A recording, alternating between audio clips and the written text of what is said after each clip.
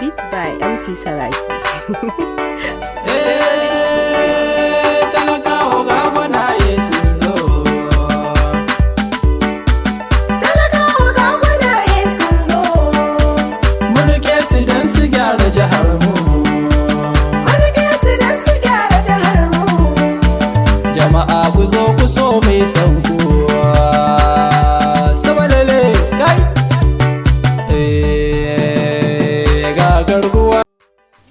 All praise be to Allah, Lord of the world, the beneficent, the merciful, the sovereign of the day of judgment.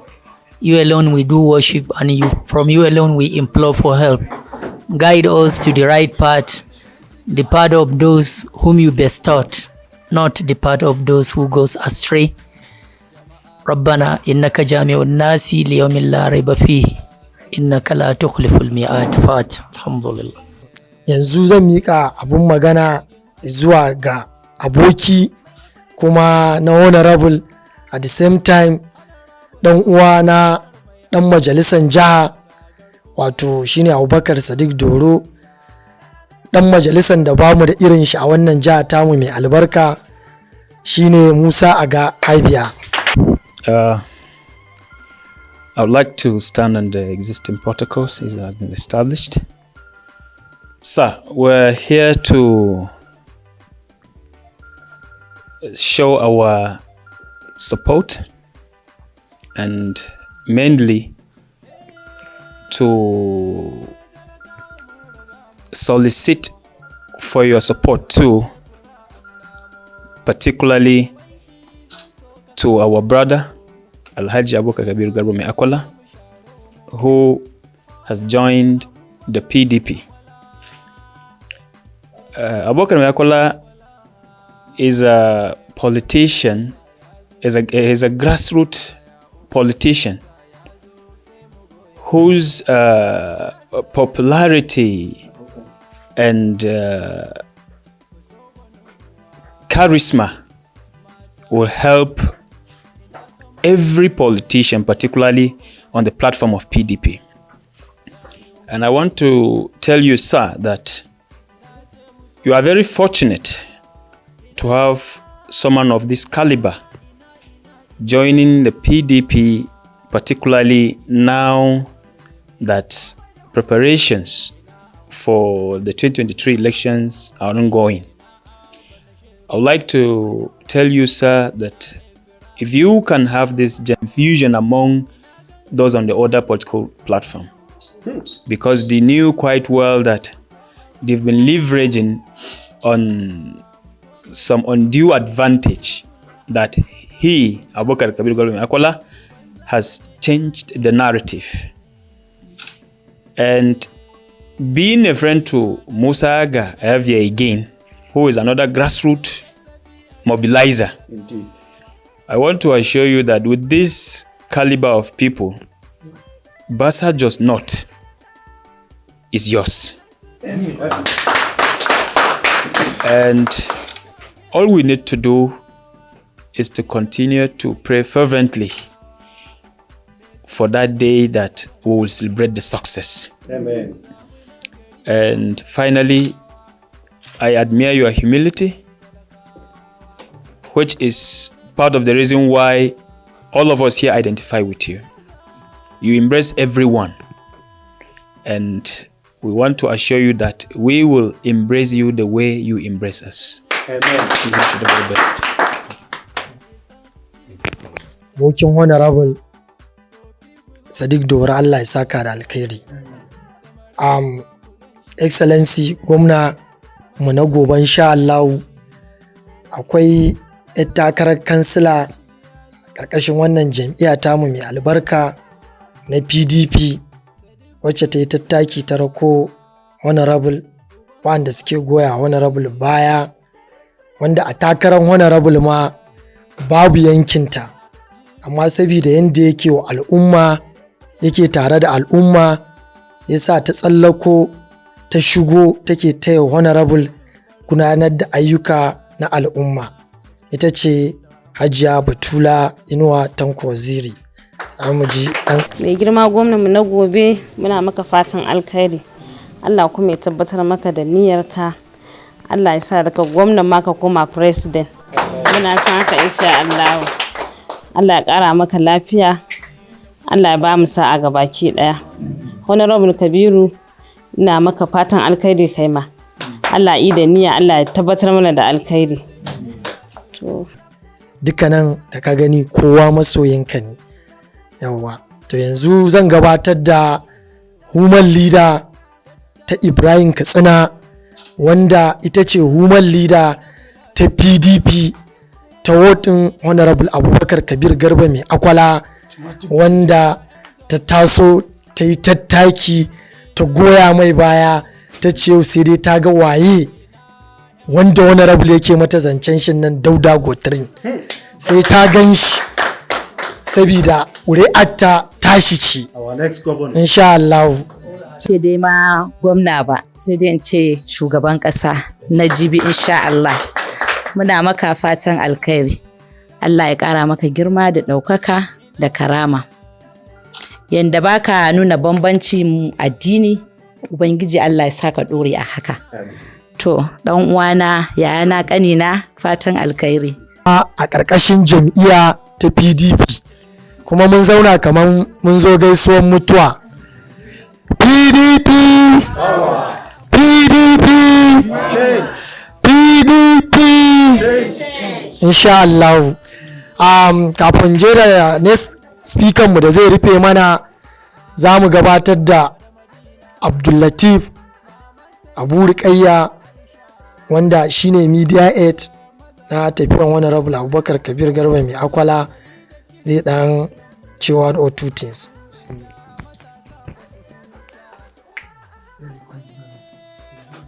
All protocols duly observed, sir. Good afternoon, Your Excellency. I think the person speaking in front of you is not a new voice to you and a new face. From all what our comrades have said, it's nothing but the truth.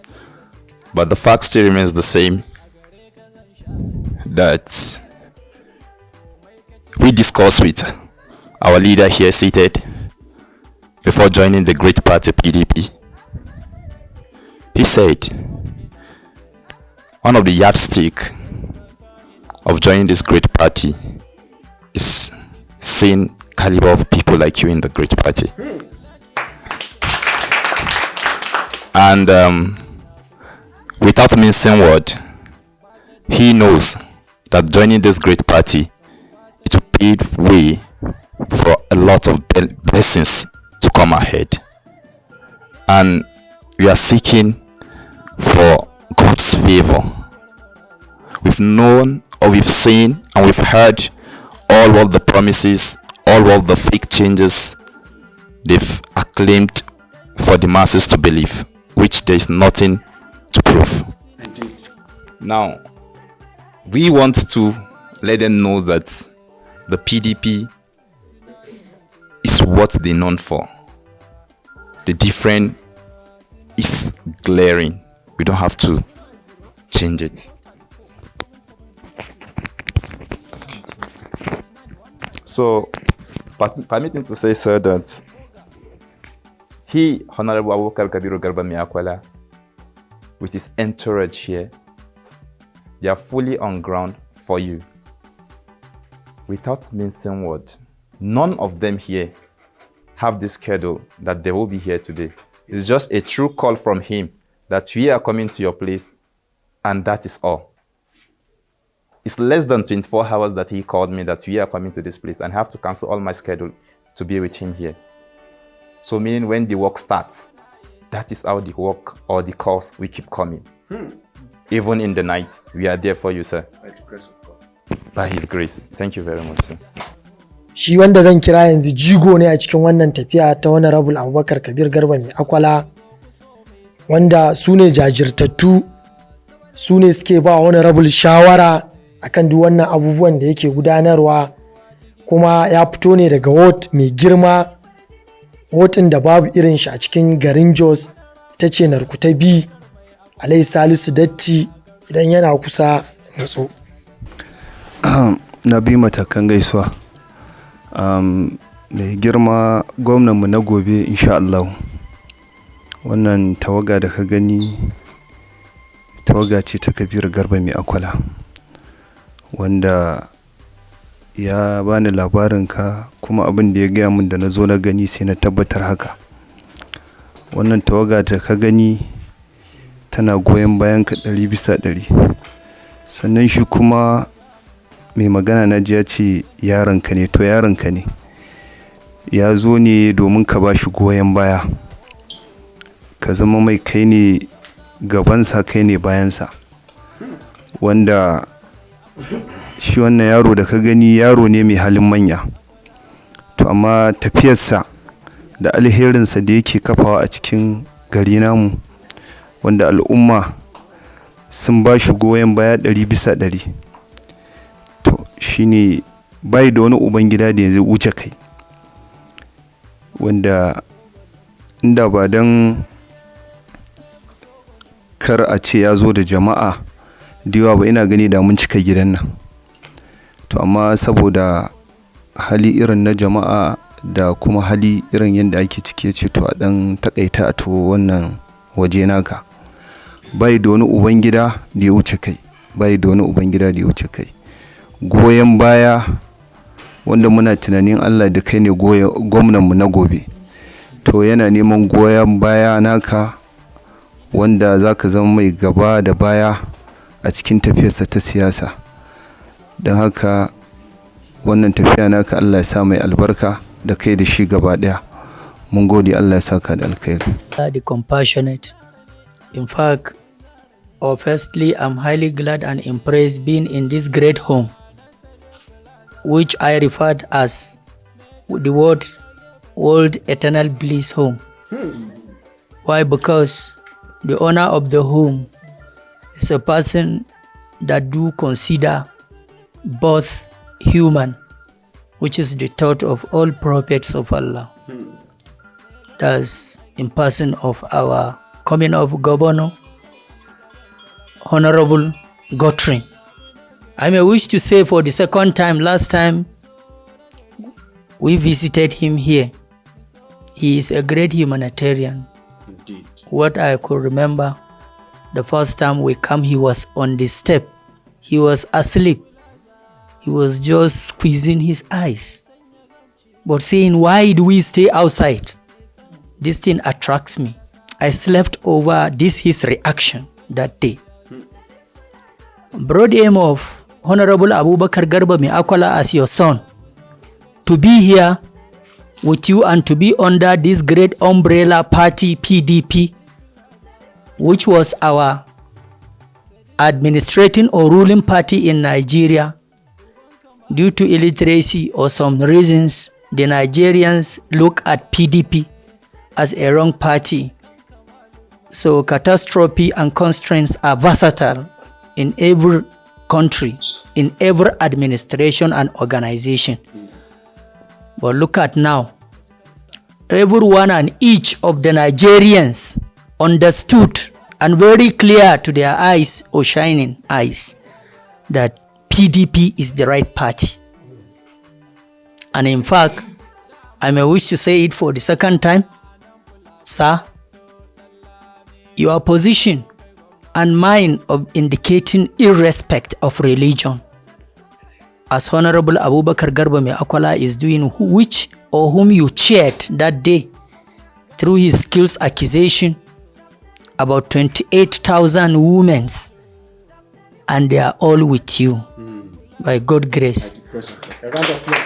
Why? Because during our programs of skills accusation in different vicinities, both Jos North, Jos East, the women are declaring to us that nobody that they will elect, rather Abubakar Garba Mai Akwala. So if a father is moving, all his children and grandsons are moving to wherever he is moving. Even if it's a well, they will fall into. Abinda nake nufi a nan, dukkan al'umma Honorable Abubakar Garba Mai Akwala lokacin da ake koya musu wa'annan sana'o'i suna proving mana they will not accept this thought or saying of anybody. Nobody will come and convince them cewan ga wanda za su zaɓa, but a good caliber. But this your son, he followed your footstep. He followed what? Your footstep in political movement. And you have almost tally character. So one of his co-aims, as he told me, I and him personally, he purposely come to this party for 2 or 3 major reasons. The first reason, PDP is a kind party that has a structure. It has a very good, excellent leadership. Eh,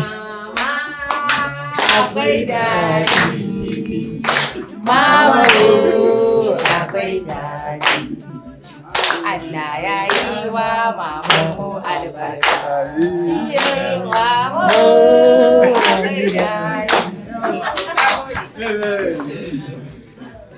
gaskiya mamanmu kin sa kowa farin ciki a wajen nan, saboda duka damuwoyin mu yau kin warkan mana.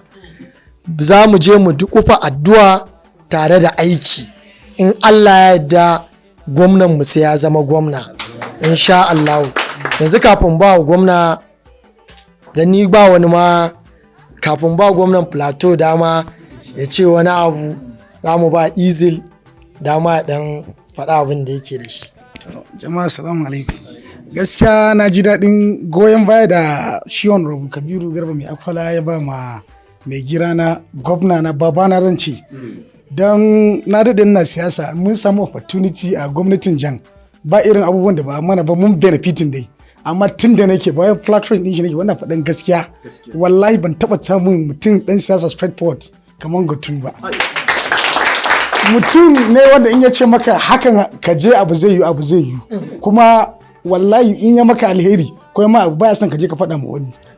Na san wanda da ai muna ji da ɗanyen kai da duk wani rikici da mu aka yi abu na shi, amma haɗuwa da muka yi da shi mun zama mutanen kirki. Ba na son wani abu da zai ya gama ana rikici saboda kan bata sunan shi, saboda yanayin inda kana tare da shi zaka zama mutumin kirki, zai ce ma baya son rikici.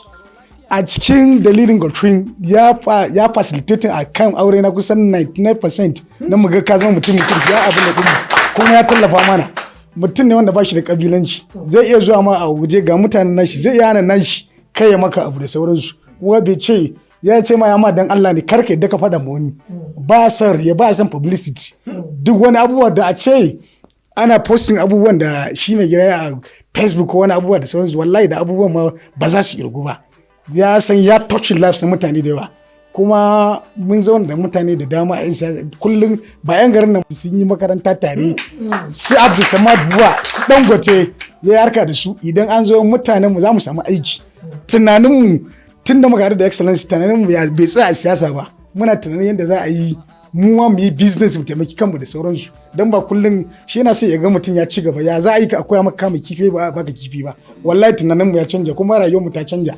Ba mu kaɗai ba, muna son muna kwaɗaita muku in Allah ya kawo mutum na gwamna, ranaku za a ji daɗi, za a tallafa wa mutane, ba wai a dauki abu nan ba, za a yi aiki a ƙasa kuma mutane da yawa za su samu sana'o'i. Ni addu'a na Ubangiji Allah ya taimake shi, mu yi addu'a, ba abun da ya fi addu'a.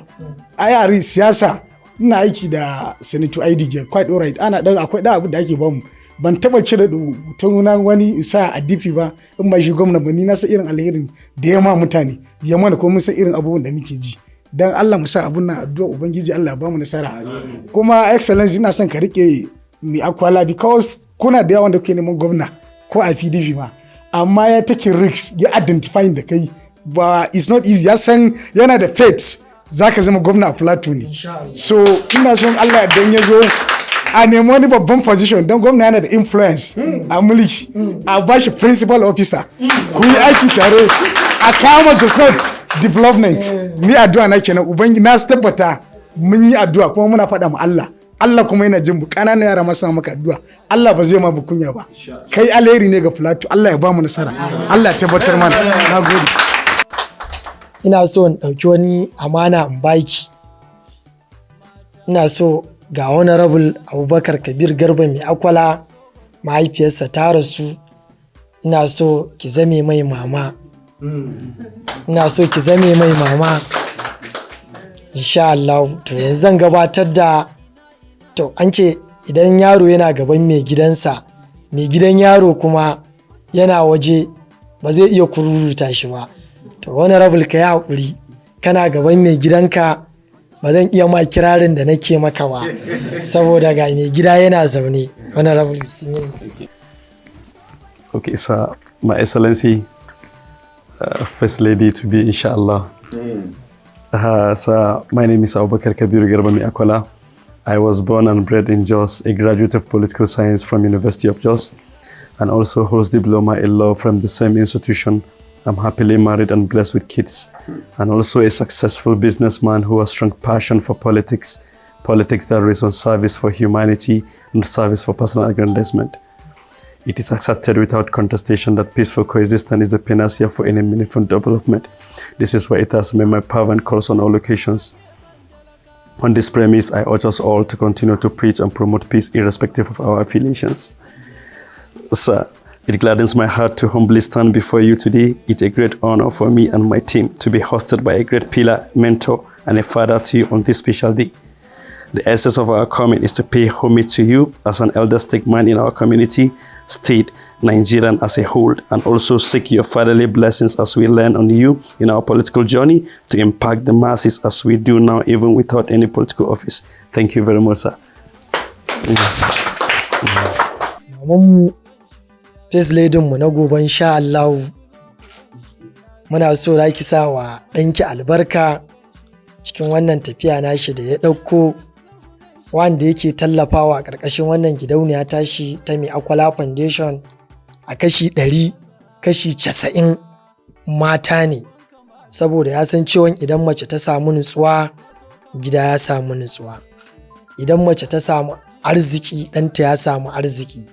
To muna so ki sa mai albarka a cikin wannan tafiya tashi mai albarka insha Allah.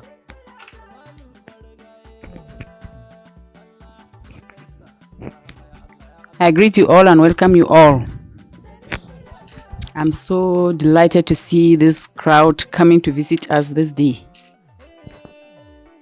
I never knew, he didn't tell me that you people will be coming. I was just sitting there and I just saw people coming in. So I say welcome. From your statements that I heard, you made a statement concerning him. Akan cewa shi baya zaba. And I don't know if you had known what he did to one Muslim man. I don't know, he might not want me to say it, but I just said it based on the statement you said. Yeah, I want to just give one instance. He made two statements. He said, kai ne kaɗai zaka canza situation da ake ciki. And I'm going to give another instance again. So, na wanda baya zaba ko wani religion, addu'an shi shine to live in peace. Na tuna akwai lokaci when he was still in service, akwai wani daga Jos North wanda used to go to him in Abuja. And then one day the man went to Abuja to meet him and said, Ogani karan kai na naji kunya. Kullum ina zuwa ka ina roke ka this time. Ai ni ma ina da tunani. Kullum in dinga zuwa ka, yanzu abin da nake so ka yi mini shine ka dan kafa ni kawai domin in daina zuwa kullum din nan. Sai tambaye shi yace to me kake so? Yace a Jos North inda yake ya notice ba su da ruwan sha. So idan zai taimake shi ya tone borehole, komai shi ya ishe shi, ba zai kuma sake zuwa wurin shi neman wani abu ba. Yace to ka je ka tambaya, ka yi survey ka tambaya nawa ne za a kafa wannan borehole din. Sai ya koma ya dawo Jos. Ya zo ya survey din shi ya kome, I think that time it was 1 nawa ne million. Ya gaya mishi a wurin ya cire 1 nawa din ya bashi. Ya zo ya tone borehole din nan a ta Jos North, mu dai ba mu taba zuwa mun gani ba dai, amma tun daga lokacin ya daina baya zuwa ya dame shi kuma. The only thing he will do is to call him and said, I am now satisfied. people are coming to buy, yana samu dan abin da zai ci da iyalin shi kowane rana yanzu. Ba wai sai ya zo ya dame shi kuma ba. So I just said this. I know there are many instances like that, but I just mentioned this one to testify what you people have said. If you have not said it, I wouldn't have brought this example. So to tell you that actually what you said is the truth. The next one is, kace shi ne zai cece wannan kasan. To ina son ba da wani example kuma. Lokacin da yana aiki din, akwai wasu mutanen da aka koro su a aiki.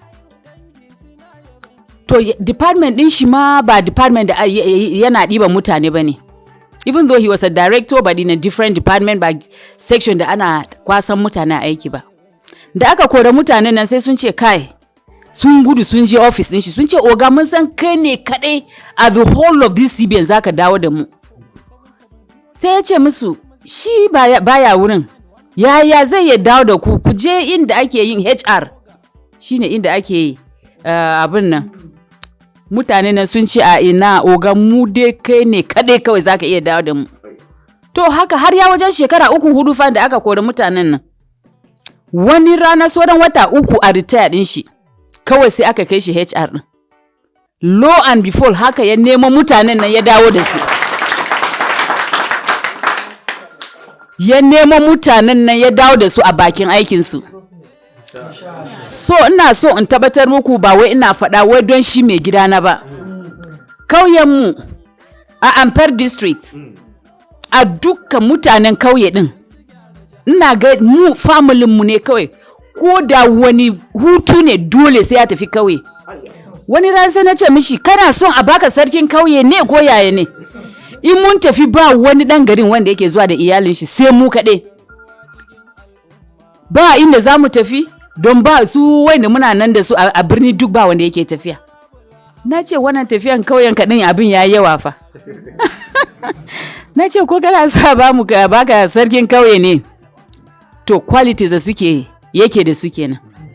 And I'm not saying this because ni zaman first lady mani ba na son abin ba wai mutum na is desperate for ka zama first lady ne nake faɗan wayin nan ba.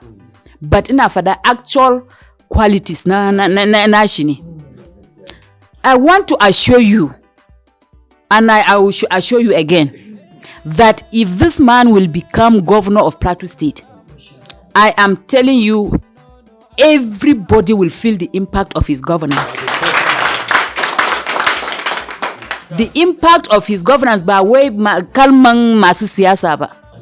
Ni ba mai siyasa ba. Ba na son crowd ma. Da zo yace zai magana ce a'a ni ba zai magana ba ka bar su kawai tun daga.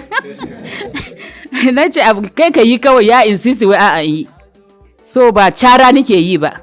Amma gaskiya ne nake faɗa. So I am so happy that you recognize him and you are looking up to him. And I want to assure you, my son, from today you have become my son. I am so fortunate to have a son like this. So fortunate. And I thank you again that you want to identify me as a mother. And I want to tell you that I will never fail you. Wherever I can come in, I will come in.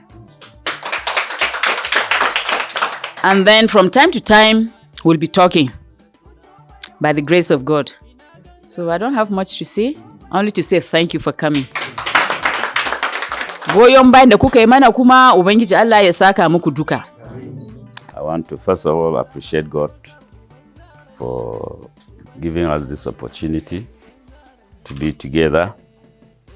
I warmly and heartily welcome all of you to our residence. We've said so many things. I think, honestly, I'm humble and I'm wholly honored to have this caliber of people in my house today. When Mai Akwala joined the PDP, I was quite excited because first I've had my small investigation about his influence, not just in Jos North, but in Plateau generally. So for him to be part of this great party, I think we are indeed very lucky to have him. And to say that we are going to join forces and move together is another booster for my aspiration. So I want to appreciate Mai Akwala. I think this is humility personified. I'm impressed because not young men have your resources. Not many young men will have your kind of resources and will be this humble and will be this generous. Normally, when you give, that is when you get. You know, they compare the giver with a river. The river flows and the water is always fresh, continuously. The man who doesn't give is like a pond. A pond keeps everything within itself. You begin to see deaths all over. You will see the color changing. So this man has taken that position to continue to give, and like he will remain ever fresh, and he will continue to see good things coming his way. I won't talk too much. First, I just want to say that for the aspiration, which you all know, is God that gives leadership.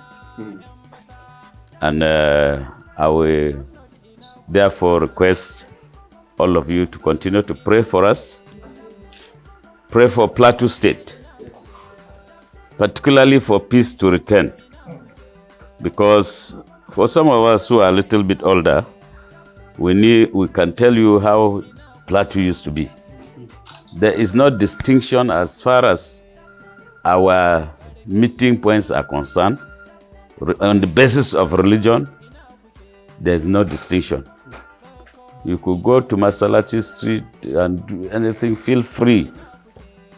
And anybody can move. But today, Awaigari, we are living as if we are enemies. I think this thing makes me very sad. And honestly, this is the way we should be seeing ourselves, regardless of whether you are Muslim or Christian. First, see yourself as a human being. Indeed. Treat people as human beings. And if you want to see a man that is religious, see the way he treats people around him. You can't tell me you are a very religious man and then you treat people shabbily. And then God will never accept that kind of character. Is your destiny. So we must learn to tolerate each other. We must treat people as human beings, not to discriminate on the basis of tribe and religion. This was not what we were seeing. I went to ABU. I left ABU in 1981. And I know how we were there.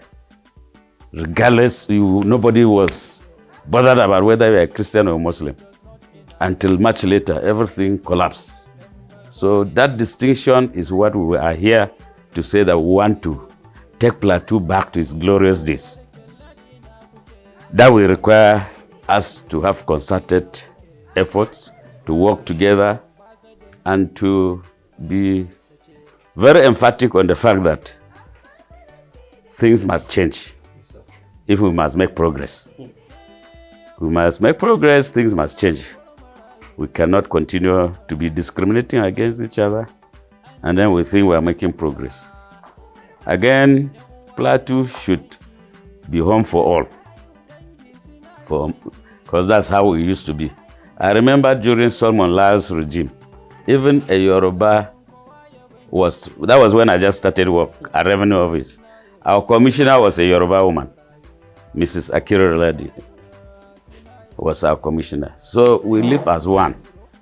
I want to assure you that our driving force is premised on the fact that we want to come and change the narrative on the Plateau. There's truly nothing to have as a personal interest or gain on the plateau. Because I'm a governor plateau, if you truly want to work, the whole thing is about sacrifice. Don ba wajen jin daɗi a nan. Ina ne kudin da za a samu har a ji daɗi? Number one, our IGR, internally generated revenue, now is in a year, probably in Plateau, you get only 16 billion. Lagos State, in 1 year, 2020, they got 418 billion. So, Governor Plateau, by chairman of Apapa local government.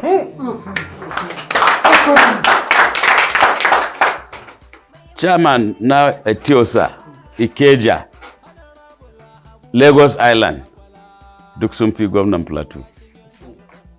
But when we are here in our cocoon, we don't even expose, that's just truly. Yes, so what I'm saying is that we must explore on yadda za yi a kara samu improvement in our internally generated revenue. And therefore, our aim is to provide an efficient template for generation of internally generated revenue. The Federation account allocation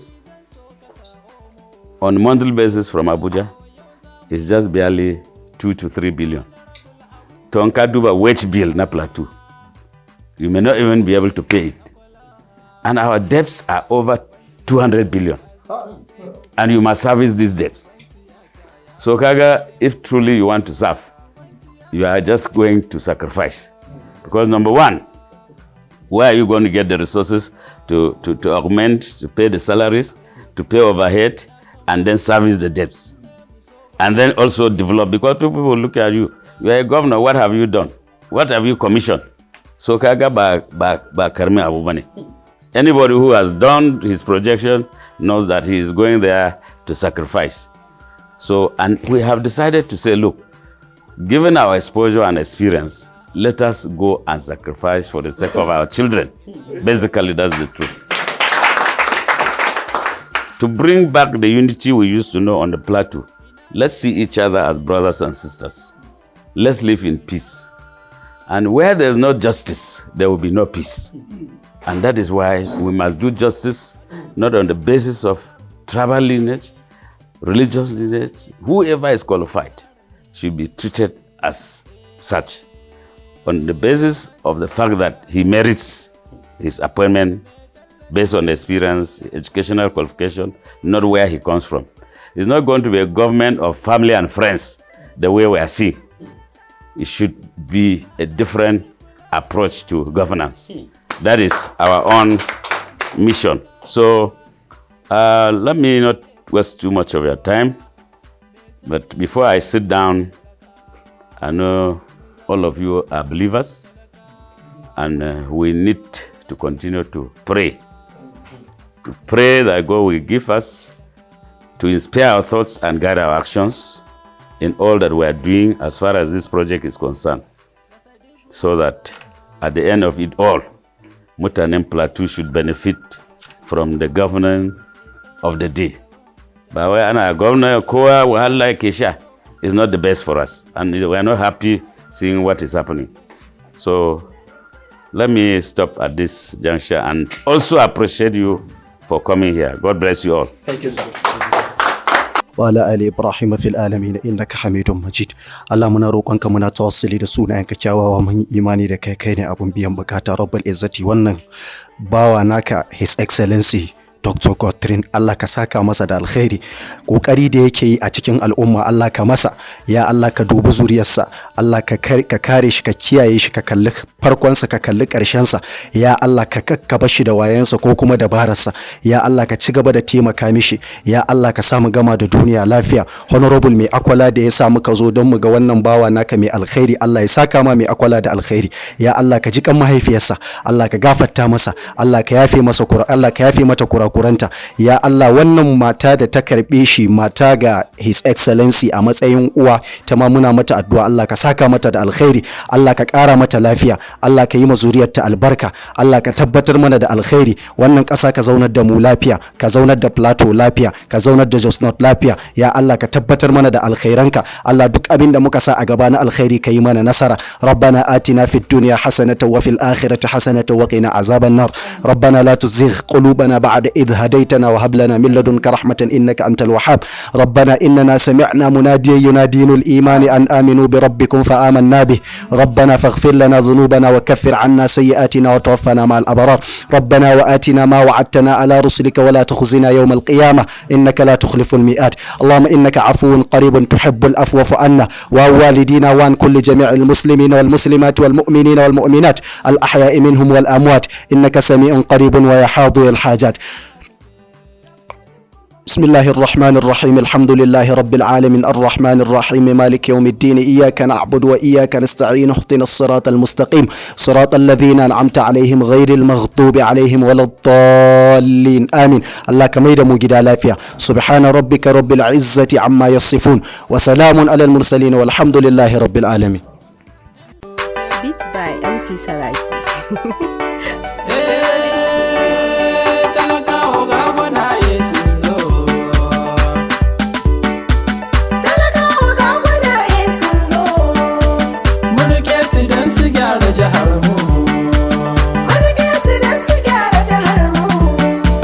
Jama'a ku zo ku so mai sanku.